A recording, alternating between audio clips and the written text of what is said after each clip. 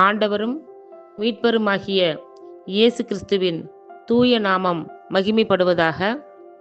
மத்தேயு எழுதிய சுவிசேஷம் 17ஆம் அதிகாரத்தில் உள்ள வசனங்களை நாம் இப்பொழுது சிந்திக்க இருக்கிறோம்.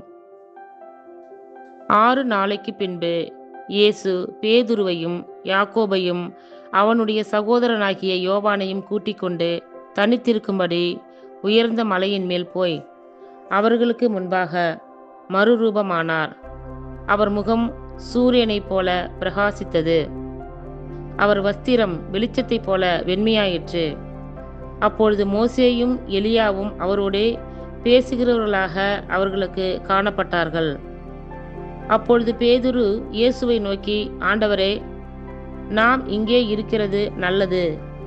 உமக்கு சித்தமானால் இங்கே உமக்கு ஒரு கூடாரமும், மோசேக்கு ஒரு கூடாரமும், எலியாவுக்கு ஒரு கூடாரமுமாக 3 கூடாரங்களை போடுவோம் என்றான்.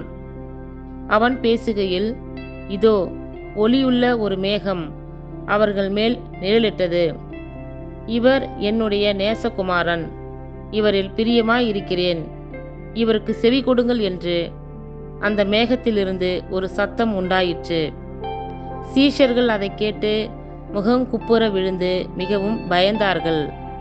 அப்பொழுது இயேசு வந்து அவர்களை தொட்டு, எழுந்திருங்கள், பயப்படாதேயுங்கள் என்றார். அவர்கள் தங்கள் கண்களை ஏறெடுத்து பார்க்கையில் இயேசுவை தவிர வேறு ஒருவரையும் காணவில்லை. அவர்கள் மலையிலிருந்து இறங்குகிற போது இயேசு அவர்களை நோக்கி, மனுஷகுமாரன் மரித்தோரிலிருந்து எழுந்திருக்கும் வரைக்கும் இந்த தரிசனத்தை ஒருவருக்கும் சொல்ல வேண்டாம் என்று கட்டளையிட்டார். அப்பொழுது அவருடைய சீஷர்கள் அவரை நோக்கி, அப்படியானால் எலியா முந்தி வர வேண்டும் என்று வேத பாரகர் சொல்லுகிறார்களே, அது எப்படி என்று கேட்டார்கள். இயேசு அவர்களுக்கு பிரதியுத்தரமாக, எலியா முந்தி வந்து எல்லாவற்றையும் சீர்படுத்துவது மெய்தான். ஆனாலும் எலியா வந்தாயிற்று என்று உங்களுக்கு சொல்லுகிறேன். அவனை அறியாமல் தங்கள் இஷ்டப்படி அவனுக்கு செய்தார்கள். இவ்விதமாய் மனுஷகுமாரனும் அவர்களால் பாடுபடுவார் என்றார். அவர் யோவான் ஸ்நானனை குறித்து தங்களுக்கு சொன்னார் என்று சீஷர்கள் அப்பொழுது அறிந்து கொண்டார்கள். அவர்கள் ஜனங்களிடத்தில் வந்தபோது ஒரு மனுஷன் அவரிடத்தில் வந்து அவர் முன்பாக முழங்கால் படியிட்டு, ஆண்டவரே, என் மகனுக்கு இரங்கும். அவன் சந்திரரோகியாய் கொடிய வேதனைப்படுகிறான். அடிக்கடி தீயிலும் அடிக்கடி ஜலத்திலும் விழுகிறான். அவனை உம்முடைய சீஷர்களிடத்தில் கொண்டு வந்தேன். அவனை சொஸ்தமாக்க அவர்களால் கூடாமற் போயிற்று என்றான். இயேசு பிரதியுத்தரமாக, விசுவாசமில்லாத மாறுபாடுள்ள சந்ததியே, எதுவரைக்கும் நான் உங்களோடு இருப்பேன்? எதுவரைக்கும் உங்களிடத்தில் பொறுமையாய் இருப்பேன்? அவனை என்னிடத்தில் கொண்டு வாருங்கள் என்றார். இயேசு பிசாசை அதட்டினார். உடனே அது அவனை விட்டு புறப்பட்டது. அந்நேரமே அந்த இளைஞன் சொஸ்தமானான். அப்பொழுது சீஷர்கள் இயேசுவினிடத்தில் தனித்து வந்து, அதை துரத்திவிட எங்களால் ஏன் கூடாமற் போயிற்று என்று கேட்டார்கள்.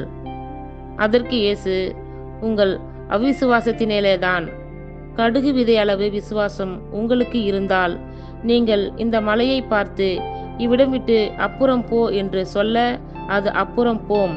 உங்களால் கூடாத காரியம் ஒன்றுமிராது என்று மெய்யாகவே உங்களுக்கு சொல்லுகிறேன். இந்த ஜாதி பிசாசு ஜெபத்தினாலும் உபவாசத்தினாலுமே அன்றி மற்றெவ்விதத்தினாலும் புறப்பட்டு போகாது என்றார். அவர்கள் கலிலியாவிலே சஞ்சரிக்கும் போது இயேசு அவர்களை நோக்கி, மனுஷகுமாரன் மனுஷர் கைகளில் ஒப்பு கொடுக்கப்படுவார். அவர்கள் அவரை கொலை செய்வார்கள். ஆகிலும் 3ஆம் நாளிலே உயிர் தெழுந்திருப்பார் என்றார். அவர்கள் மிகுந்த துக்கமடைந்தார்கள். அவர்கள் கப்பர்நகூமில் வந்தபோது வரிப்பணம் வாங்குகிறவர்கள் பேதுருவினிடத்தில் வந்து, உங்கள் போதகர் வரிப்பணம் செலுத்துகிறதில்லையா என்று கேட்டார்கள். செலுத்துகிறார் என்றான். அவன் வீட்டிற்குள் வந்தபோது அவன் பேசுகிறதுக்கு முன்னமே இயேசு அவனை நோக்கி, சீமோனே, உனக்கு எப்படி தோன்றுகிறது? பூமியின் ராஜாக்கள் தீர்வையையும் வரியையும் தங்கள் பிள்ளைகளிடத்திலோ அந்நியரிடத்திலோ யாரிடத்தில் வாங்குகிறார்கள் என்று கேட்டார். அதற்கு பேதுரு, அந்நியரிடத்தில் வாங்குகிறார்கள் என்றான்.